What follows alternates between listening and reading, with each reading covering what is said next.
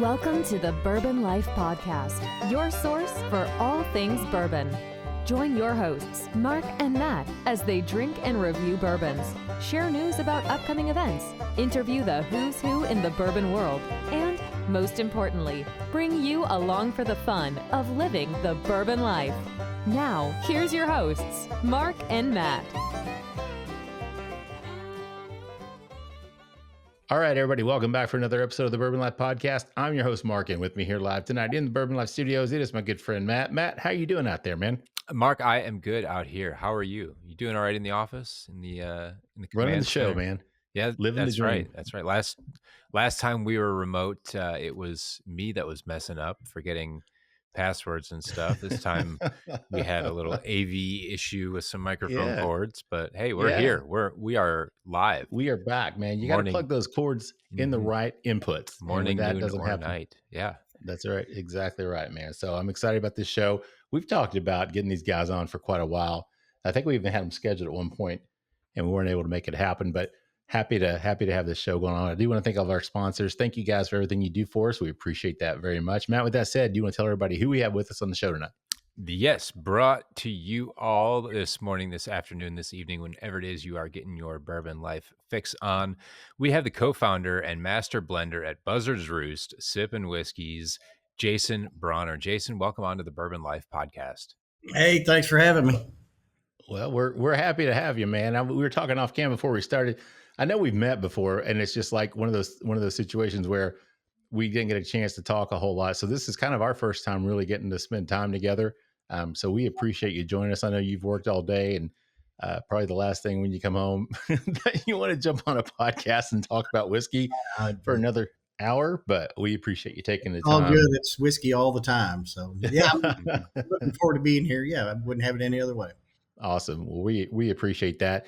You guys were kind enough to send us three of your wonderful expressions. So we're excited to get into each of those tonight. And Matt, you've got the first bottle out there with you. So Jason, I think we're going to start with the Double Oak. So Matt can show everybody the bottle, but Jason, if you want to just tell everybody about that whiskey and what that is, and then we can jump into it. Absolutely. We've been on the market since 2019, and our price points have been running, anywhere from, depending on what state you're in, because the taxes are so much different. And everybody asks me how much it is. It's hard to say, depending on what state you're in. So ours run from 55 to about $85. So this signature Double Oak, we wanted to, everything we do is double oaked. Okay. Everything we do from the beginning has been double oaked. We haven't really used that. What I called it a crutch. I just didn't want to, for some reason, I didn't really want to focus on that, even though every conversation I have, it ends up talking about being double oaked because that's what it is. Right. And we're, there are some people that do double oaking, but for somebody to do everything double oaked, I don't think that's out there. That being said, like I said, it's very expensive because we use brand new oak all the time. I've got 17 different proprietary barrels that I've developed for secondary aging with the help of independent stave company. I work with their head of their wood research department. Okay, so we'll get into that later, but there's a lot of data that goes into what we do. But up until this product, we used all brand new oak because I've been in the whiskey business long enough. I'm kind of a traditional person. Even though we're double oaking, we are using new cooperage.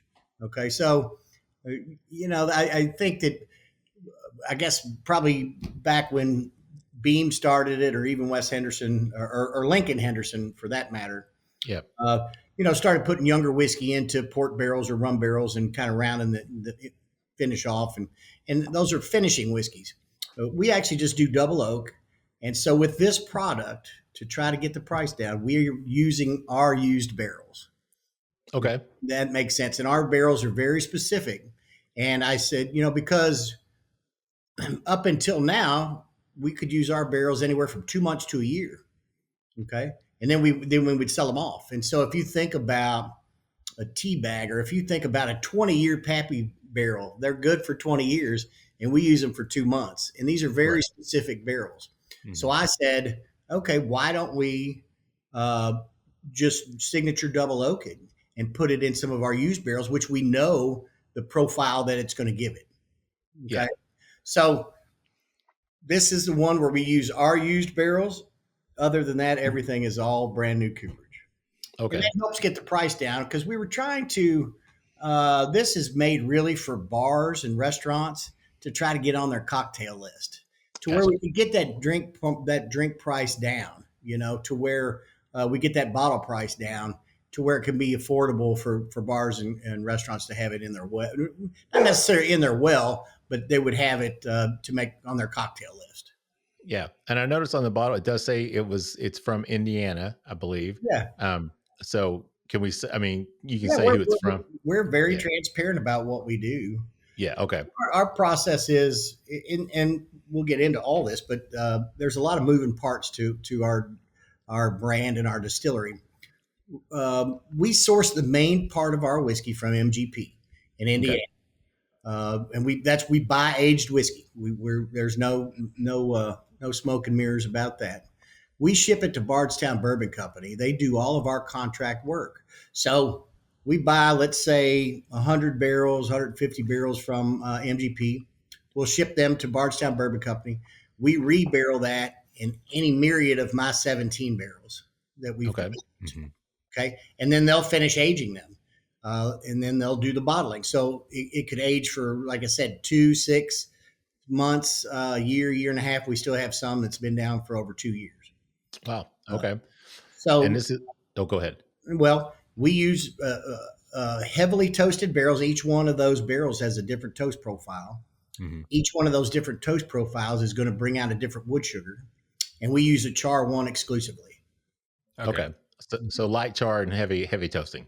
Absolutely. Okay. And like I said, it's all double barreled and it's probably a unique process the way we do it. Yeah, absolutely. And this is, I think the mash bill on it is 75-21-4. Is that right? Mm-hmm. Does that sound? Yeah. Okay. So 75-21 rye, 4 malted barley. So yeah, Matt, what do you pick up on the nose on this one, man? It's got a really clean nose right up front. Nice notes. There's a subtle nutty and vanilla flavor aroma kind of coming through, almost like a slight brittle burnt sugar, sweet, nutty vanilla aroma to it. It's not too strong, certainly not too toasted, not too double oaked. Some of them can be really, really strong, really bold. I think for the purpose of getting in at a lower price point, also having something that is cocktail friendly in a myriad of different cocktails, I think this is a really great nose to go about it. It's not too dominant in one direction. It doesn't lend itself to one specific flavor or one over oaked or over toasted flavor. I think it's a good wide range of really nice flavors on the nose. Yeah, there's a good sweetness to it, Matt. You said burnt sugar, I think, didn't you? Because that kind of stood out to me. I almost detected like a hint of cherry as well, which was kind of unique. Mm-hmm. That kind of stuck out at first. It's dissipated a little bit. Now it's been in the glass for a couple of minutes. There's some spiciness to this as well. It is 21% rye, right? So we're picking out some spices on this one, like cinnamon. I almost get like a hint of clove with it as well. But really nice because I think that sweetness and that spiciness play well together. There's that little bit of that oak influence as well from that double barreling. It's like Matt, like you said, it's not overdone by any stretch of the imagination. It really lends another additional layer to that flavor. So that's really nice. Jason, tell us what we missed though. Well, once again, we hope this is a gateway to what our products are going to be. It's an easier purchase for say $45 a bottle than to get into $55, $65, $75. Sure. So we hope that this is an introductory to, somebody exploring the brand a little more. Mm-hmm. But I think you were spot on. What you're hitting there is all those buzzwords that we get through the wood sugars. And when you're talking about buttery, nutty, that comes from the furfural in it. When you're talking about spicy cloviness or, any type of baking spices, that's going to come from the eugenol. And then if you're going to get a little bit more smoky with it, that's going to come from the glycols that are in the wood sugars. And like I said, there's a lot of data that goes into what we do. All this is very purposeful for what we do. And that's why we have 17 different toast profiles. We use different heat sources. We actually bake some staves in an oven because of the development, sugar development. We use radiant heat. We'll use flame. Like I said, there's a lot of data that goes into what we do, but at the end of the day, it's just so we can make better whiskey. It's almost like I have a spice rack that I can blend from, which is really cool. If I need a little more smoke, or if I need a little more vanilla or caramel up front, we can very well do that. Yeah, that's really cool. So Jason, you've been in the industry sort of for a long time, even though the brand's not super old. Tell us about your background. Tell us about your personal history, and then how you got into. We won't talk about the creation of the brand itself, but let's just talk about your background and your history. Yeah, sure. And how it is you got into the world of bourbon. Well, I started off in the restaurant business. I started my first restaurant when I was 21 years old. Did you really? Yeah. Wow. So that was a pizza place that was there for many, many years. I was there for 11 years, left that to start a place called Bourbon's Bistro. Mm-hmm. I enjoyed drinking bourbon. I enjoyed the restaurant business. And I thought, what a better background. And you think about where bourbon was 20 years ago. I thought it was undermarketed, and I thought that people, really weren't educated about it. Yeah. So through the restaurant and through the backdrop of a great whiskey bar, we were out to educate the world about bourbon. And it was through flights. So, I think we were one of the first restaurant bars to do flights.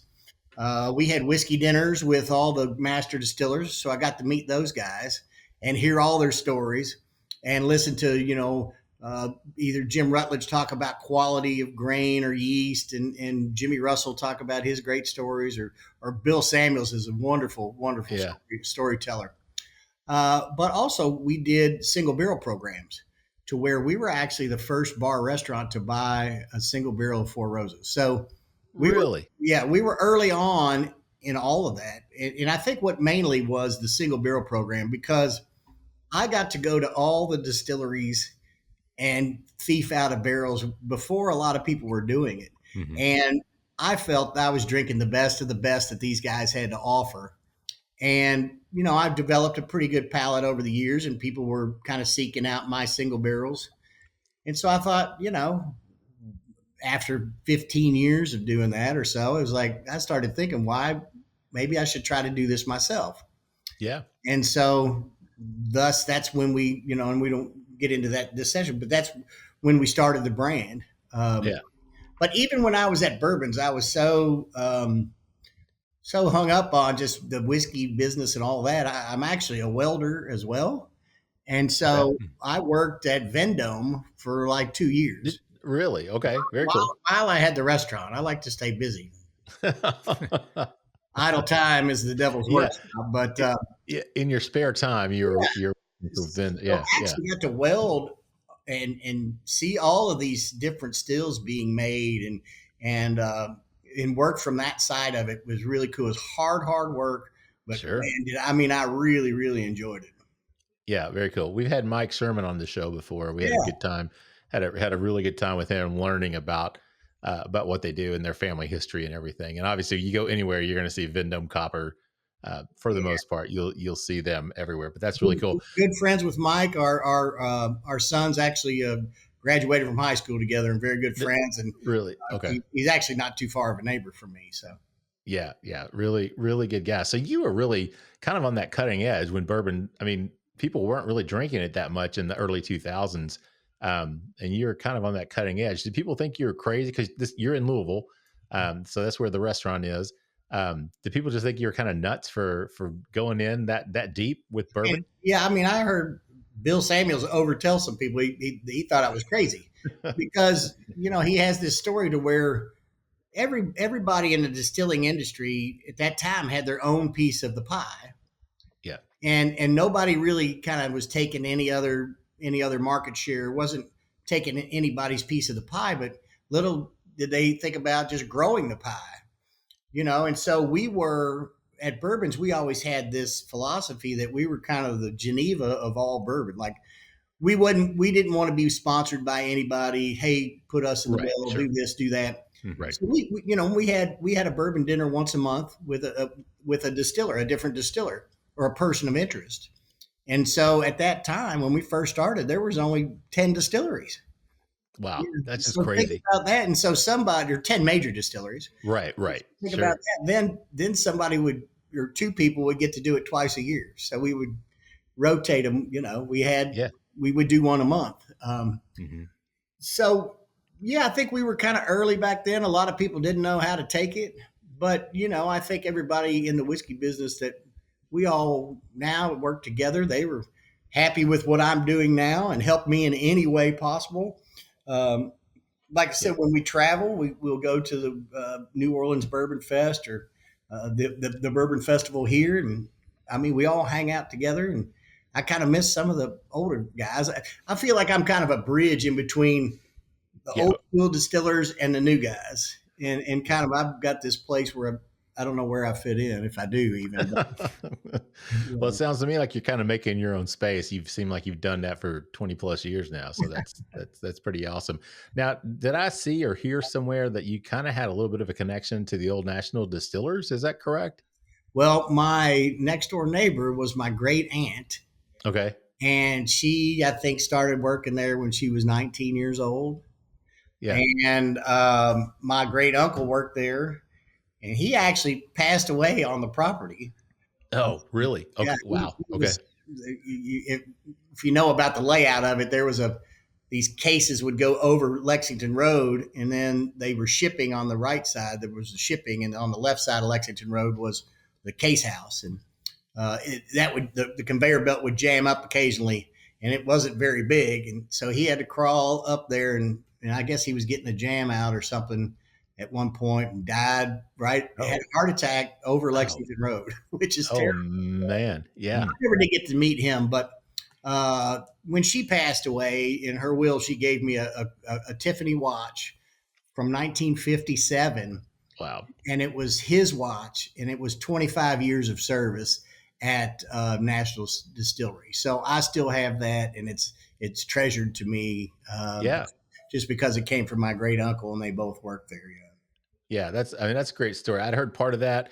I didn't realize he had passed away there, but yeah, I'd heard that you had that connection there. And that's just really cool. I mean, it's kind of like when you live in Louisville or in Kentucky, you seem like you've got someone in your family somewhere that somehow connected to the industry. And now you're carrying on that torch in your way, which is really, really cool. I was going to ask, and I always ask our guests, have you always been a bourbon drinker, or when did you start drinking bourbon? But it sounds like you've probably been a bourbon drinker for quite a while, I'm assuming. Well, I mean, that is true, but my parents didn't drink much bourbon at all. Really? Okay. And I think that's where you see that swing come down in it really started in the late 50s, but 60s, 70s, those cats were all just drinking white liquor and things. So my parents really didn't drink much bourbon. So there really wasn't a lot of bourbon around the house. But when I would go to the old folks, like the generation before, all of my great aunts and uncles, they all drank bourbon. Take bourbon. Yeah. And they all drank Old Crow and would have me go, they'd be sitting around playing cards and not want to get up from the table. It's like, go make me a highball. So you're like, what's that? Fill it full of ice, put about 3 fingers of bourbon in it, and splash a little of that Canada Dry ginger ale on it. So that was always, that's what we did when we were kids, and we might take a sip of it on the way back to the table, especially if it was in the other room or something. But right. I probably didn't start drinking until I shouldn't have been in college, but we all started. I think a lot of people, we started with Makers and Coke. That's just what it was. Yep, absolutely. Makers and Coke was a huge college thing for me here at UK. That was about the only way I could make it through a UK football game to be drinking Makers and Coke. Well, Matt, let's jump back over to the whiskey, because we're actually almost in round 1 already, believe it or not. But let's talk about the palate and the finish on this Buzzard Roost, the Double Oaked. What do you think, man? It's really oily right on the front of the palate, which is interesting, because usually I think of something oily being a little bit more on the finish, but this one, to me, it was just like really thick and viscous and oily right up front, and then some of those crisper notes come through. Some of the apples, some spicy baking notes as well, baking spices. There's a pie crust aroma to me, or taste, that comes through in there, kind of like a non-sweet but still confectioner type flavor. Nice toasting and vanilla long to finish it out. Really, really nice. This is just good, like well balanced, well rounded, not overly done in any one direction, but at the same time, there's enough intention that you can tell it's been done correctly. Yeah, I agree, Matt. The spiciness is what stands out to me, and I really, really enjoyed that. It carries over from the nose, but the sweetness does come through, like you said.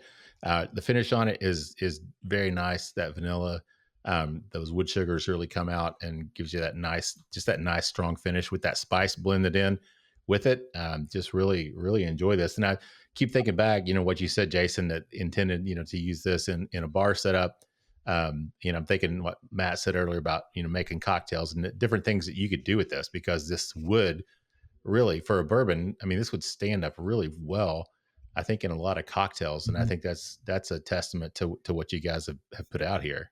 And once again, we try to make some affordability and try to get, I'd love to be in somebody's daily drinker range, try to be affordable enough to where we could be a daily drinker. And that's what I hope this hits, to where it can hit enough people around that price point to make it their daily drinker. Yeah, I can see that happening. And at that price point, I mean, the flavor, the combination, everything you get with this, I mean, yeah, I definitely see that being a possibility, Jason. This is really good. Well, this is in round one. So I'll tell you what, let's take a quick break. We'll get a word from our sponsors. We'll come back with more with Jason Brauner with Buzzard's Roost in just a minute. Three Chords line of whiskeys embody the spirit of creativity. The whiskey is a true collaboration between producer and composer Neil Giraldo and master blender distiller Ari Sussman. The Three Chord team of expert blenders, coopers, and sensory professionals have developed a multi-step process they call Perfectly Tuned Taste. This process begins by carefully selecting the finest bourbon and rye whiskeys from Kentucky, Tennessee, and Indiana, and then blending them together. Find out more about the whiskeys and distribution in your area at www.threechordbourbon.com. All right, everybody, welcome back for round two of the Bourbon Life Podcast. I'm your host, Mark, and with me here, still live in the Bourbon Life studios, it is my good friend, Matt. Matt, how you doing out there in the fireplace room? Good. Yeah, I'm great out here. I'm still live. My recording has not kicked in yet. I'm still live. You're still live. Matt is AI generated tonight, folks. Matt's really not here with us. It's an AI version I've pre-programmed. So Matt is really not. That's right. You pre-programmed to be funny and helpful and all the things that a good co-host should be. It's the anti-Matt. No, I'm just kidding, Matt. Right? The co-host you want. Oh, whatever, Matt. We couldn't do this. And there's no way. Couldn't do this show without Matt. So anyway, enough of that. Thank you to all of our sponsors. We appreciate you guys for sticking with us through everything, through listening to me and Matt. We appreciate that. No doubt. With that said, Matt, why don't you tell everybody who we have with us tonight? Absolutely. Jason Brauner is the co-founder and master blender at Buzzard's Roost Sippin Whiskeys. We've got him back for the second round. Jason, welcome on back. Thanks for coming to the Bourbon Life Podcast this evening. Absolutely. Thank you once again for having me and sipping some whiskeys. Yeah. Well, it's sipping whiskey. So what else are you going to do with it, right? I mean, come on. You guys set us up for that with the name of the brand itself. So what else can we do but sip on it? So well, I would say when people are shooting whiskey, because you get that occasionally. All the tastings we do, we get people to just kind of come up and set it. Yeah. And we're in Kentucky, so I say basketball and like shotguns are meant for shooting. Yeah, whiskey's meant for sipping. So I like that. I haven't heard that, but yeah, that's great. I'm going to have to remember that, because people ask me that too. They're like, how do you drink it? You just shoot it straight? I'm like, no, not unless. Basketballs are meant for shooting. I like that. Basketballs and shotguns for sure. So very, very nice. So Jason, you want to tell everybody what we have poured up for this round? And I'll show everybody. This is our newest product, which is kind of a revamp of an old product. We had a Cigar rye. We've done 3 batches of that. And this time we decided we were going to do a Cigar blend bourbon. So this is going to be, I told you we have 17 different profiles, which I think honestly we're up to about 19 now, because I got a phone call earlier today and we've discovered 2 new. We'll talk about it.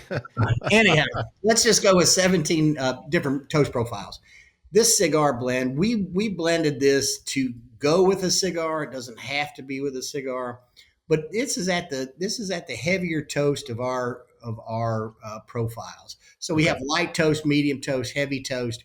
This is going to be at the heavier toast. It's going to be a little bit smokier with the. This is where we're pulling out those glycols. You're talking about campfire, bacon, really kind of smoky leather type stuff. So this is at the heavier end of our toasted barrels. And we feel that this is, the cigar blends are out there. They use different types of wood and everything. We're still using white oak. But I feel that this, to me, I used to smoke more cigars than I do now. I don't have time to sit down and smoke a big cigar. I wish I did. Yeah. Because you got to be outside and whatever. But I just feel that this really would pair well with a cigar. And a fella described it to me as like, it tastes like you put a cigar in your mouth and it's right before you light it. Oh, yeah. So I told him I was going to use that. Thanks for that. I don't know. I forget who said that, but I should give him credit. You're not paying royalties on that, are you, Jason? Yeah, I hope not. I'm going to have to stop saying it if I am. Oh, man. But yeah, so, cigar blends are popular, and our cigar rye did very, very well. And so we decided to do a bourbon, do it a little bit differently than we were doing it. And then it's selling out great. It's selling like crazy. So yeah, that's awesome. So Matt, what do you pick up on the nose on this cigar blend? Well, first, Jason, I got to, so just to clarify, a lot of people, when they do a cigar batch, they will end up doing a finished whiskey. Say it's finished in like Armagnac, Cognac, maybe like a Madeira or sherry or something to give it those flavors. But you at Buzzard's Roost, you do this all with different toast profiles or char profiles on American oak, correct? Absolutely. There's different toast profiles. We use char one exclusively. Yep. Okay. Yeah, that's very unique. It's a different take on it. I really like it. The only other wood we work with is a French oak. But that is not this product, and that's a whole separate product, and that's an LTO, a limited time offering. It comes out once a year. We do a French oak that is double oaked in a toasted French oak. So, but this is not. This, just like I said, it's at the smokier end of our toast profiles or our toasting profiles, and you're going to get a lot of the glycol out of that. Mm-hmm. Okay, Matt, what are you picking out, man? Yeah, it really does have that like tobacco leaf type flavor and aroma on there. There's like a smoky, not quite campfire, but just like a smoky aroma to it. It's nice and dark. There's a little bit of cherry, a little bit of like dark fruit on it. I almost pick up just like the slightest touch of some citrus, like orange zest or something like a tangerine, almost like a little bit. I think, and it's nice. I think, Jason, for as much as you were saying how you love this product for being like big and bold and smoky and bacony and kind of fatty, I think that little tangerine or that citrus punch kind of plays against it a little bit and adds a little bit of a bright note to keep it from just being like really, really dark and overly cigar forward. Yeah, definitely. I mean, like I said, me coming from the restaurant business, I'm always looking for that balance. Yeah. A little bit of acid balance to the fat. You're always looking for that. Mm-hmm. And I think this does have it with the citrus, that the citrus note on the front definitely balances it out. And it's not overpowering with the smokiness of like it'll end up like a scotch or something like that, to where it's real heavy. Yeah. And that's something I was going to say too, because, when people think smokiness, I think a lot of people instantly go to a peated scotch and they're like, oh no, because personally, I don't like peated scotch. I'm not a fan. I don't like that flavor that it gives. I even struggle with like some mezcals that are like the artisanal that are super smoky. This one just has a super nice aroma to it though.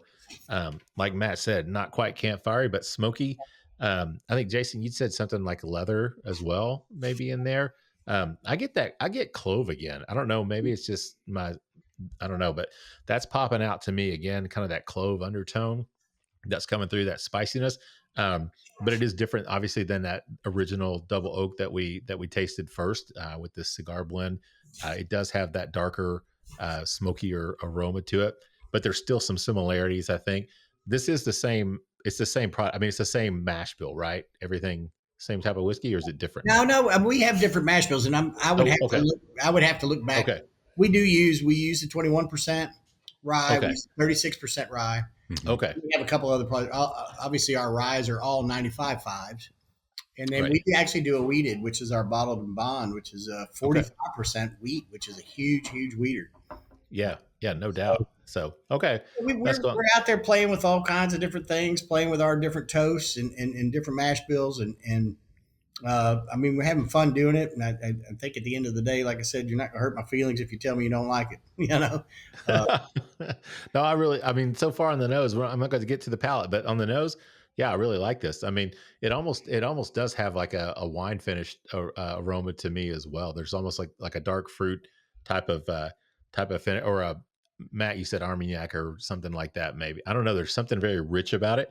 And I would think that maybe this was finished in some type of other, either Armagnac or cognac or some type of rich wine. But it's not, which is very, very cool. And I'm glad Matt asked that question or clarified that up front, that you're just using the oak, the American oak, and different chars, or one char one and different toasts. Yeah, sorry about that. That's the magic of it. The magic. Yeah, that's very cool. So Jason, let's talk about the brand itself. You got to that point earlier in our first session, but kind of let's pick that up and just talk about how the brand actually came to be, and how you guys, because you have a co-founder with you.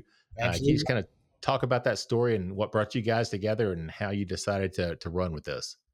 Yeah, so this has been in the back of my mind for a while, and I figured out, how am I going to implement this, right? Because we're going to have to raise some money, and this is not something I can swing on my own. There's just no way. I've worked for myself, obviously, like I said, for most of my life, and but this one I knew I was going to need some help. Yeah. So it just so happened a customer of mine at the restaurant, Judy Hollis Jones, she was retired from the food industry, as far as she was international supply chain for Wendy's and did a bunch of consulting and all of this. Well, she came in and wanted to go on, because of my barrel pick history, wanted to go on a barrel pick and wanted to buy some bottles for her clients, and said, "Hey, would you split a barrel with me? Can we do this?" Yeah, sure. Let's do that. So we went down, I think it was Four Roses at the time, and, bought a barrel and we split it. And we may have done another one, but just a good customer at the restaurant. And she had retired, and we became, good friends. And I said, "Well, hey, you've got this corporate background. I've got this crazy idea. What do you think about starting a whiskey business?"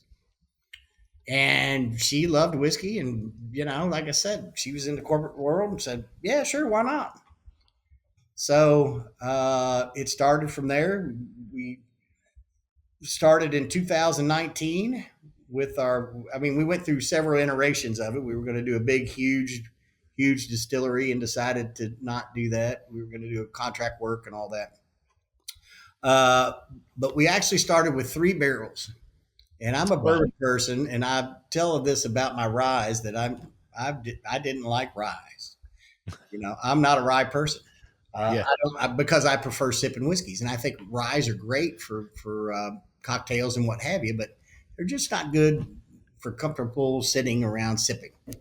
But then I started doing some research and talked with the head of the wood research department down there at Independent Stave, and he came up with some stuff. And we aged secondary, did some rye experiments in, and I thought, wow, this is really something different. If you can make me like a rye, that's something. Yeah. So we actually started with 3 barrels of rye in 2019. We had 1 single barrel, and we had a very, very small batch. a 2-barrel batch, to be exact. A 2-barrel batch. Batch. Like, how big is a small batch? Well, it could be 200 if you're talking certain distilleries. It could be 200, or it could be 2, and it was 2. That's great. So, and I have to throw a shout out to my good friend Royce Neely. He helped put me on the map. We did all of our blending, bottling, labeling up there, did every bottle by hand, and which was great, and got some, good reception from the get go, and bought a few more barrels, and ended up moving from Royce's place to Kentucky Artisan Distillery, which I love those guys over there. Jade's doing a great job. And then, from there, we kept growing. We kind of outgrew them. They outgrew us, a little bit of both at Kentucky Artisan. Then we ended up moving all of our contract work to Bardstown Bourbon Company, and we love them as a partner, and they're doing great. And in turn, they own Green River, so we're doing some stuff with Green River and Bardstown, and it's great. It's great, But that, in a short story, or a nutshell, that's kind of how we started. With Judy's a CEO, so she kind of runs the back of the house. I run the whiskey part of it, and I do a lot of traveling. Mm-hmm. I don't know if you would call this the face of a brand, but that's what that's what it is. I hear that a lot, and I kind of question people, but it is what it is. It is what it is, right, Jason? Yeah. No doubt. That's funny. So I'm curious, because you said you started out with 3 barrels of rye, and you didn't like rye. So was that obviously that wasn't something you said, "Hey, let's go get 3 barrels of rye"? So, well, for one, we did it with our own money. Oh yeah, okay. And, all right. and if it all went south, rye is cheaper than bourbon. Yeah, absolutely. You can buy some. Okay. Some and really, to me, it was all about the barrel, and so that's what we, kind of chose our own lane on, is this secondary aging right now, which is going to be primary aging at some point, but it's going to be in char 1, heavily toasted barrels. These barrels that we put rye in are going to be more vanillin forward, or vanilla, more caramel forward. They're going to have more furfural in them.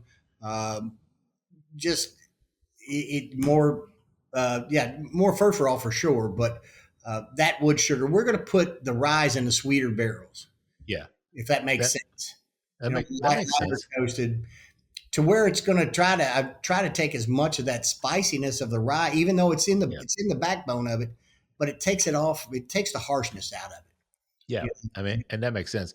So I'm just curious, when at the restaurant, had you blended, had you worked on blending before? Had you played around with that? Or was this like, we're starting a whiskey brand, and then you're like, oh shit, we got 2 barrels, we're going to have to blend these. Did you know about blending, or had you experienced it, or I think at that point, I drank enough whiskey, and I'm sure I sat there and, probably played with some stuff. Just those little things that I had picked up as just being in whiskey and selling. So I always like to tinker around with stuff in the kitchen. I always said I would probably blend old stuff and new stuff, because I have a collection of old dusties. I've been collecting dusties forever, and now everybody's into it, and that's great, right?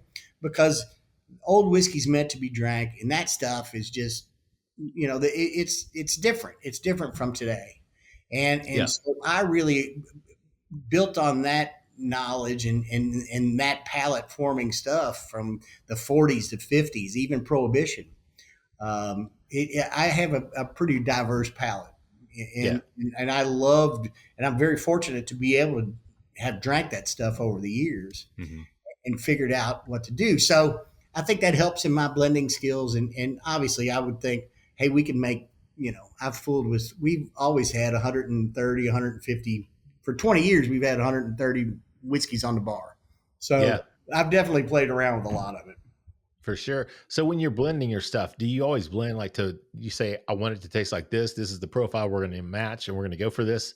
Or do you just kind of take the barrels you have and then play around with the woods and just say, we're going to do something a little different maybe? Well, and that's only when we do really new products. Our base products are really already set. Yeah. And okay. Let me explain that to you. Is that, like I said, our barrels run their BZ numbers, right? They're BZ, Buzzard's Roost 1 through 12, and so on. Let's say one of our products, just say our char 1 bourbon, just for example, could be it's 60% of BZ3, 40% of BZ8. Okay, and I'm just throwing random numbers out there, but because we have a formula. Yeah. And so for me to look at investors, you can ramp this up, because BZ3 has a certain profile. BZ8 has a certain profile. What I can do is I can do 10 barrels. I can do 100 barrels. Gotcha. Because it's always going to be 60% of this profile, 40% of this profile. Yeah. So it's scalable. And we built that because whiskey needs to be scalable, obviously. Sure. Yeah. And so most of that type of blending is already done for our major products. Okay. And then, so the new stuff, we're coming out with new toast profiles and we're always kind of tinkering around with something new. And that's where we bring out our LTOs, our limited time offerings, with the French oak. We have a smoked barrel that we do that is smoked with some Highland peat. So it's a rye that drinks like a bourbon. It finishes just a little bit like a Scotch, it's a fabulous product. Yeah. Once you taste it, So there's all these things that we're kind of fooling with and still just, it's not really new technology, but it is new information that comes out through these toasting processes. And like I said, I try to work very closely with Andrew Webrink, who's the head of the wood research department there at Independent Stave Company. Yeah. You got to thank those guys for doing such a great job down there. So Matt, let's jump back over to the whiskey because we've already reached the end of round 2. Crazy. But let's talk about the palate and the finish on this one, man. What do you pick up on this? It is definitely smoky on the palate. Smoky, almost a little ashy, kind of has sort of an ashy type flavor as well. I pick up some sweetness, like burnt marshmallow. Mark, you had mentioned something like spicy clove. I definitely pick up some clove on the palate with this. There's also that orange that I had picked up on the nose, comes through on the palate. There's like a smoked orange or smoked orange peel or candied orange peel, some sort of just this light sweet citrus note. And then I get cocoa, like cocoa powder to kind of round out the finish on it. Yeah, Matt. I thought I was kind of crazy on that.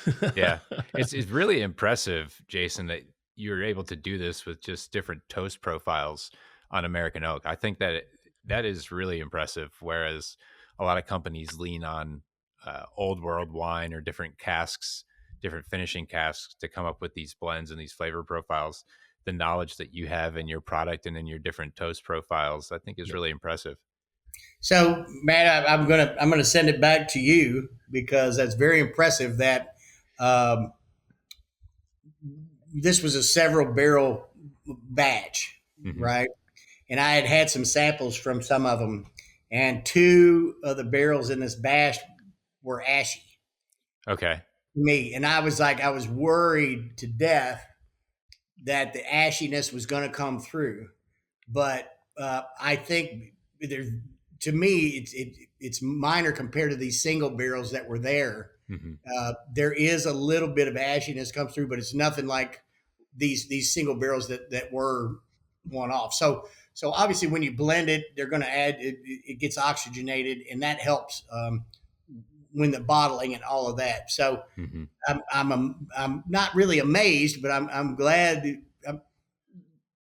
I think it's great that you have a great palate that you picked up on a little bit of ashiness of it. And because I was, worried sick about it, that it was going to be overly ashy, but it still wasn't off-putting, but it was just, and I'm glad that it didn't come through as much as I thought it might. But it's just one distinct flavor in a whole wheelhouse of other things that are going on. It's certainly not the dominant flavor. It's just a great addition to everything else that's going on. That's great. I appreciate your palate for that. That's amazing. Yeah, Matt, it's funny because you said ashy, and I was thinking I think actually earlier, Jason, we were talking about the nose, and you were talking about the guy was talking about the cigar, and as I tasted it, and it reminded me of how what I taste after I smoke a cigar. So Matt's talking about the ashiness, and I think that's what it translates to me as after I smoke a cigar. Sure. That you just have that smokiness, that aftertaste a little bit in your mouth, and that initial hint was there. But then, like Matt said, it translates into all these other flavors as well.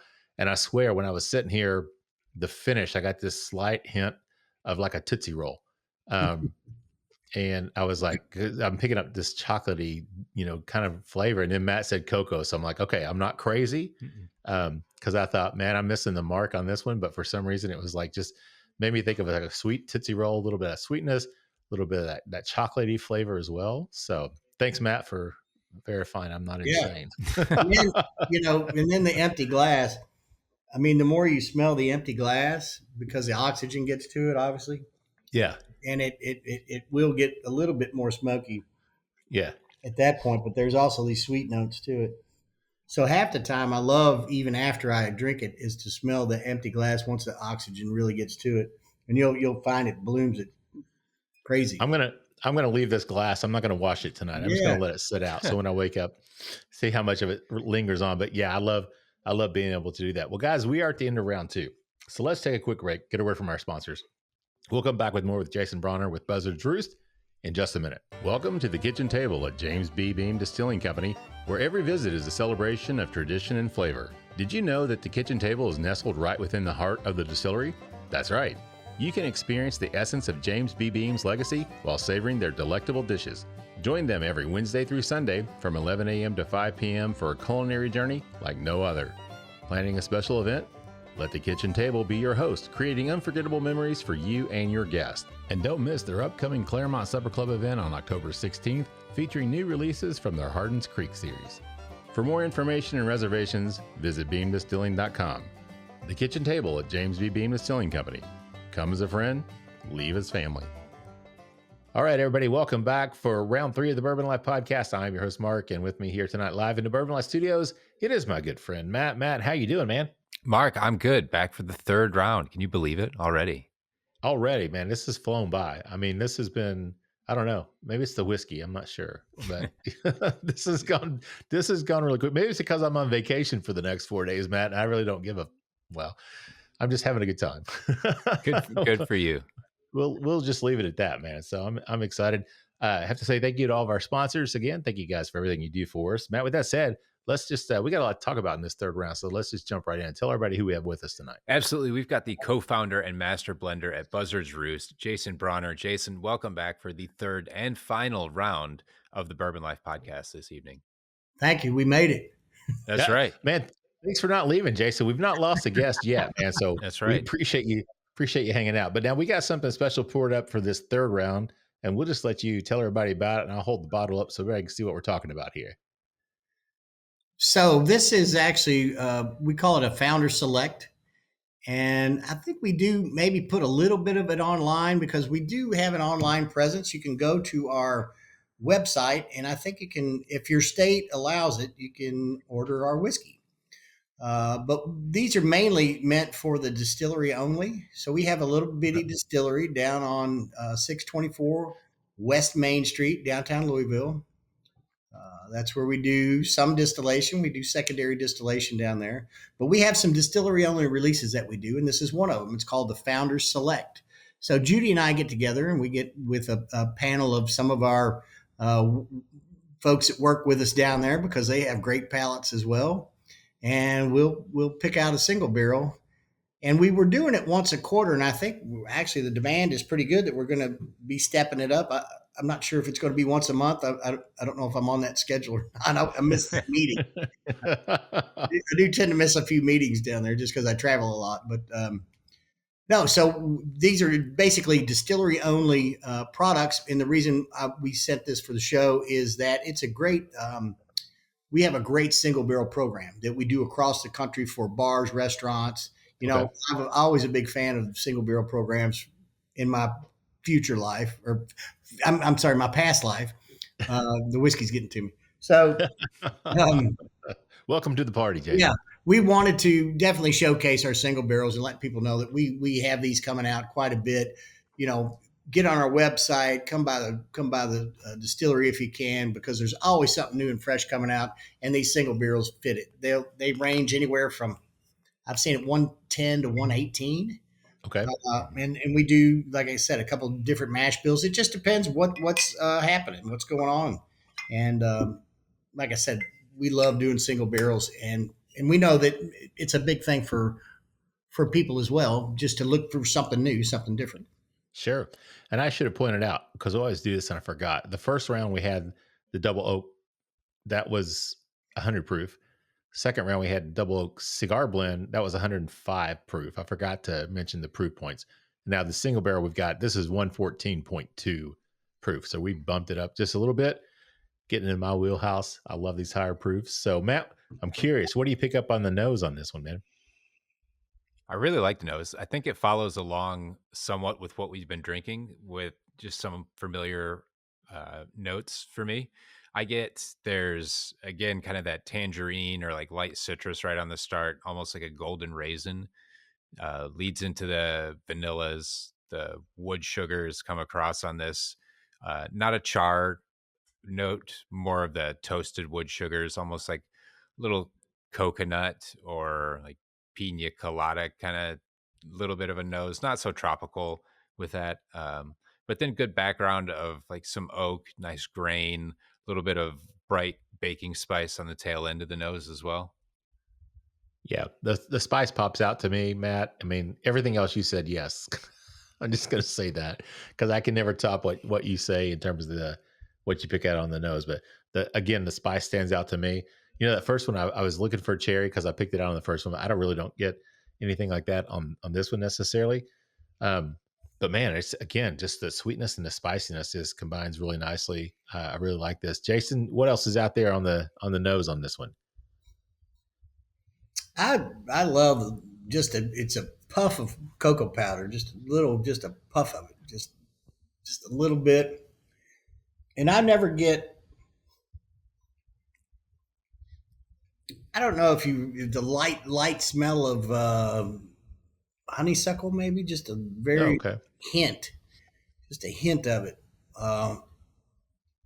Like when you're driving down the road in the country in the spring and got the windows rolled down, that little light fragrance, just kind of, yeah, I can see that. Definitely. I think the thing that surprises me is that it's 114 proof, because I really think I just poured this and I fully anticipated to get down in there and to be like, whoa, but man, it's not. That I want to say that our double barreling, it really helps with the ethanol, I think. Mm-hmm. Okay. Even our 105s, man. I mean, they don't drink 105, I don't think, and our high proofs are really very kind of dangerously surprising. Yeah. Especially if you put a rock on it or two, you find yourself one or two deep. It's like, oh wow, okay. Or 4 or 5, I mean, it gets there, it almost tastes too good. You want a little bit of a burn to keep you away from it. But like I said, our high proofs are sneaky good like that. Yeah, that's great. Well, Jason, you talked some about Independent Stave. I'm just kind of curious, how'd that relationship develop? How was it you were able to connect with them and build such a strong partnership with those guys? Well, I had met Andrew, the head of the wood research department, which was really weird. He said he saw me in a documentary and wanted to come down and meet me and say hi. And he did. We started talking, drank some whiskey, and he had, knew I had a single barrel program and all of that at the restaurant, and asked me to be on a tasting panel at Independent Stave Company with some people may have suggested that I was down there, but there was some pretty big names on the tasting panel and some people from their warehouse and different things. And he gave us 6 whiskeys, and I don't think he was trying to trick us, but he said I was the only one that picked out. He did 1, 2, 3. There were 6 whiskeys. He did 1, 2, 3, and then he basically did 3, 2, 1. Oh. But it was blind, and nobody knew that. Yeah. And in my notes, I'm very simplistic with my notes. I don't get overly elaborate. Right.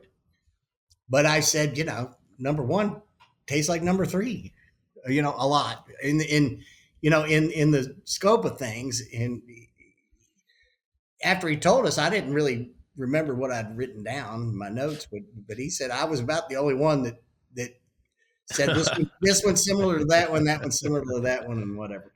Yeah. So then that's when he said, when I started obviously when I said I was going to start the whiskey business with Judy, he said, you need to try some stuff. You need to, I told him I hated rye. He said, well, I got some cool rye experiments going on. He said, I bet I can make you like a rye. And I was like, there's no way. There's no possible way. And so we just, it was a friendship that started up kind of over whiskey. And,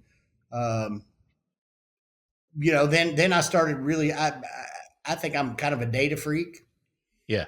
He started showing me some of the data, and we're a small enough company to where I said, yeah, why not? We can jump in with both feet because I believe in it. I see the data and then I taste the product. And, I'm just a believer. Needless to say, forgive the pun, but I've drank the Kool-Aid. Oh man. Well, I think what's really cool is the fact that your business is really just based on friendships that you've had. And I mean, the people you work with, your co-founder, your relationship with Independent Stave. I mean, everything just kind of grew out of your common joy and passion for enjoying bourbon together. And now here you are 6 years later with your business that you're running, you're selling your own. And that's gotta be kind of a great feeling to just know that you're working with people that you really like. No, it really is. And even, like I said, everybody at other distilleries, new and old. I feel like it's to me, maybe they don't feel this way, but I feel like it's one big family. I really do. And I would hope that that's the way they think of me, because I'd do anything in the world for these people, and Sure. And maybe they would for me. We don't know. I don't want to ask, but you don't ever want to be at that point. But what a great community to be in. I mean, it just really is, and we're all in it for the benefit of the product of bourbon and making it better and making, telling the world about it. We standing on the soapbox telling the world, hey, you need to drink this because it's great. And it was so undermarketed for so long, just taking a bad rap. And it's like, this is so much better than vodka. It's so much better than all of these Sure. things. It's time and it's energy and it's wood sugars and all kinds of stuff. So I can't say enough about it, and I can't say enough good things about the people in the business. Yeah. Well, I'm glad people listened to you, Jason, and started drinking bourbon again. Otherwise, we wouldn't be here, man. You know what I'm saying? So we appreciate that. Now, we've talked about your whiskeys, the bourbons we've had tonight. They have been sourced. We talked about that. You guys, transparency, that's great. But now you all do we talked about it off camera, but you guys do some of your own distilling as well. Can you talk about that process and how that plays into what you guys are doing? Yeah, absolutely. We have a little 75 gallon pot still down at the distillery at 624 West Main. It's actually a doubler, So we talked about Mike Sherman earlier. Our kids are friends, and I used to work there. And I think one Christmas, right before we started the brand, I was like, I want to go shopping. So I went down to Vendome. I said, what you got for me? He said, we pulled this off another job. He said, I'll sell it to you. I said, I'll take it. And so we became distillers. We got a distilling number. It's 20,112. Nice. So, and then we started doing secondary distillation. So like I said, we have Bardstown Bourbon Company does all of our contract work. In turn, they own Green River. Mm-hmm. So we're getting some distillate from Green River. Okay. And we're cleaning it up in our still. And so we are doing secondary distillation, and we do about a barrel a week. And we've had some down we did our first major barreling was on last year on Valentine's Day. Yeah. Okay. So we'll have to come out with something special about that. But we're distilling, and we're cutting it. What's cool is it's like running an old moonshine still. We're cutting the heads, hearts, and tails out of it, and you surely don't want to drink those heads, because I've smelled it and sipped it, and it's like, nope, it's not ready yet. Don't cut it. We have cut the heads, hearts, and tails, and it's the coolest. That's probably the coolest part of the whole deal. I mean, I really enjoy doing that. Yeah, I mean I think that'd be great unless you get too much of the heads, then it's not so great, right? Well, I've learned, believe me, I've learned where to make the cuts. Right? Yeah, no doubt. But so you're doing that down at your shop in Louisville, right? That's on Whiskey Row. Is that on Whiskey Row, right? We are. We're distilling right there. Yeah. So just I'll go ahead and ask you this too. I mean, people want to come and visit. You're downtown Louisville. You guys open through the week? People come and it's a weird day, but we're closed on Tuesday. But we're open Wednesday through Monday. Okay. So yeah. And people come down. We open at 11 because people are like, should we open at 10? I'm like, even if we could open at 10, but I really don't want people in here drinking whiskey at 10 o'clock in the morning. That's fair. That's fair. Let's wait till 11. It's at least a little closer to lunchtime. Closer to lunchtime, right? We're open till 11 till I think during the week it's 6 o'clock, and then during the weekends, Friday, Saturday, it's 8 o'clock. Okay. Yeah. And we've got a nice tasting bar, which is we make cocktails and all of that. We've got a little retail area. We've got a pretty big bar with a lounge area. We've got the distillery in the back, and then downstairs we do experiences, kind of classes. We'll do chocolate pairings. We talk about our wood process. We have sensory classes where we talk about the wood process. We go through, we drink some whiskey, we have fun, but we also learn a little bit. And like I said earlier, 70% of the flavor comes from the barrel. You can ask any master distiller, they'll tell you that. And that's where we really focus. And, I've been to, over the years, I've seen been to all the distilleries and in the mash bills and everything. And they're great. Don't get me wrong. It's a learning experience, but we take a little bit different angle on it where we actually talk about the wood side of it. And especially if 70% of the flavor comes from there, that's where we really focus all of our energy, all of our time. And we also like I said, it's something different for people we've been to tons of distilleries and never seen this approach taken. Yeah. So, I think that's our kind of little niche. We really pay attention to the wood, and we're geeks about it, and we want people to learn about it and have fun too by drinking some good whiskey and having a laugh or two. Yeah. I mean, that sounds like a good time. One thing I was going to ask you about this bottle, Jason, is this a different label? Is that new? Is that something you guys are going to be doing on these? So actually, if you go back, the Double Oak, that's the single barrel, that one, that label is actually going away. We're moving more towards the Double Oak. This one or we're moving to both of those actually. Okay. All right. The first one and the second one. So those are the new iterations of the label. Okay. Gotcha. They're a little bit more uniform. And you could see them when they're sitting on a shelf. As far as single barrel goes, the bird's offset. It looked cool to us, and then we really started looking at it on the shelf, and it didn't really look great. So we put the bird front and center. The ZZ, we love the ZZOO. Yeah, I like that. And then we also are moving towards Double Oak, which you won't find that except on the back labels on our old labels. That everything's Double Oaked, even if you find it there. But so it's just everybody goes through some label changes, and it's always it's a fluid thing. Nothing's set in stone. Yeah, well, it looks great, and the bottles are really cool too. I mean, obviously for bartender purposes, nice, tall, skinny, grabbable bottles. Right. That I'm sure. Yeah. And I wanted the old school, kind of looks like an old, something out west, one of those like old bottle that you'd see, in an old Western or something that somebody gets cracked over the head with. Very nice. Well, Matt, let's jump back over to the whiskey here because we're about to the end of the show. But let's talk about the palate and the finish on this Founders Select single barrel coming in at 114.2 proof. This is some good sipping whiskey. It's nice and spicy right up front. I think the proof really comes through. The spice in the mash bill shows up right on the front of the palate for me. Then it leads into some creamy notes. I get like orange creamsicle or like an orange kind of sherbet or creamy note with it.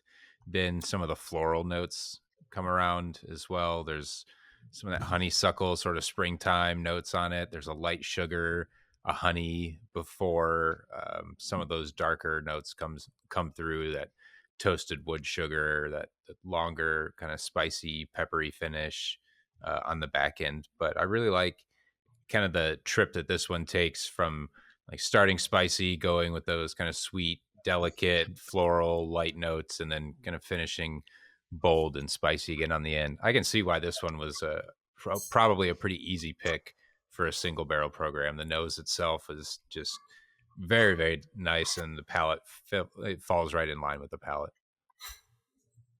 Yeah, Matt, it's funny because I was just thinking it's kind of like a roller coaster, man. It's like you start off, you get this nice spicy punch up front. It is 114 proof. It's not overly hot. It's nice. You got that creaminess, but then it turns sweet. You get those sweet sugars, those light, like honeysuckle, like you said, that came through to me, but then it kicks back over to that spice on the finish, and it's nice and big and bold. I almost detected like a hint of, I would call it almost like a licorice, but I don't know. It's just kind of a very slight hint on the finish on this for me. Kind of a sweet licorice kind of a aroma or flavor to it. But yeah, man, really nice. I could see this one, Jason, being causing some problems for me. I get, when you mentioned licorice, it was definitely red licorice. It's not black licorice for sure. Yeah. You're not that anise, but the more the sweeter the red licorice, I think. Yeah, a little different. So, but yeah, all of those, it starts out a little bit spicy up front. It definitely gets creamy. It's got a great mouthfeel to it. And then the finish is bold, but not hot by any means to me. Like I said, yeah, it is, can get kind of dangerous. Yeah. Especially for sure. A big cube on it. It's kind of, it's silly at that point, Well, since I'm on vacation tomorrow, Jason, I'm planning to find out here in about 15 minutes. Right. Okay. You're going to wake up at 10 a.m. and start cussing me, I think. It doesn't matter. I'll ring you up or text you or something and just let you have it. But for the night, I'm going to be quite content. I can guarantee you that one. So we're at the end of the show here, Jason. But before we wrap it up, let's talk a little bit about the future.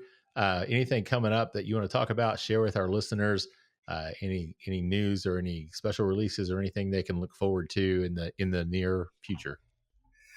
Well, we're always, like I said,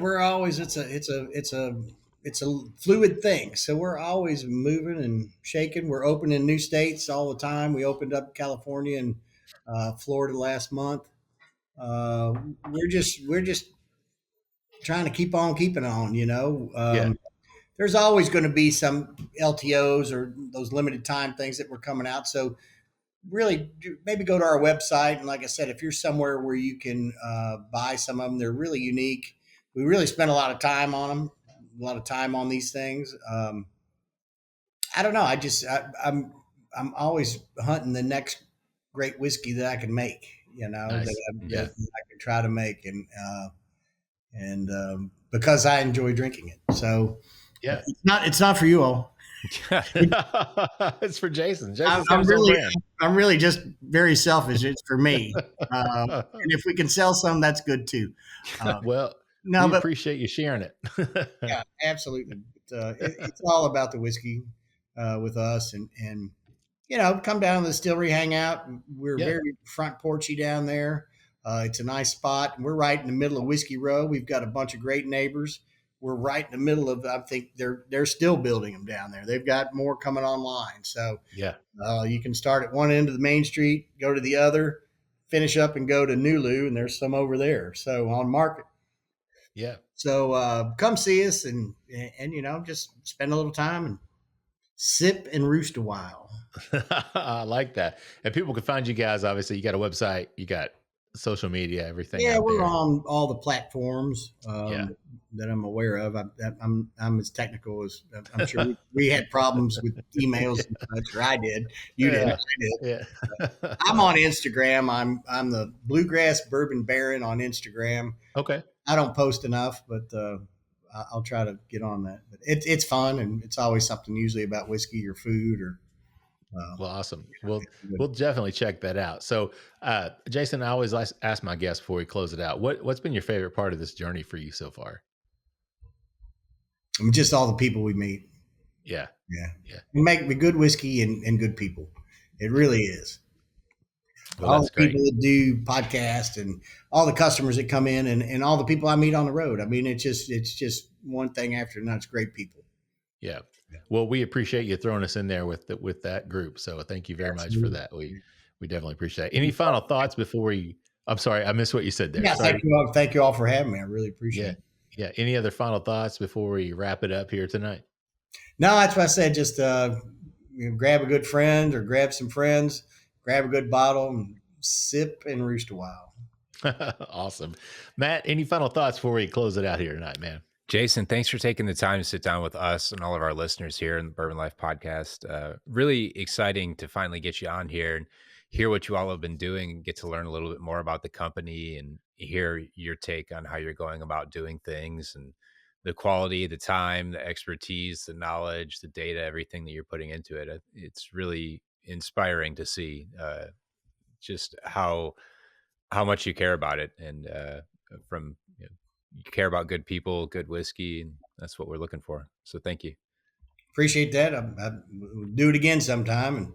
And, Yeah, absolutely. We'll definitely, come over there and visit you guys and do something over there on site. That'd be a lot of fun, but we do appreciate you joining us, Jason. Man, the whiskey, the bourbon, it's been great.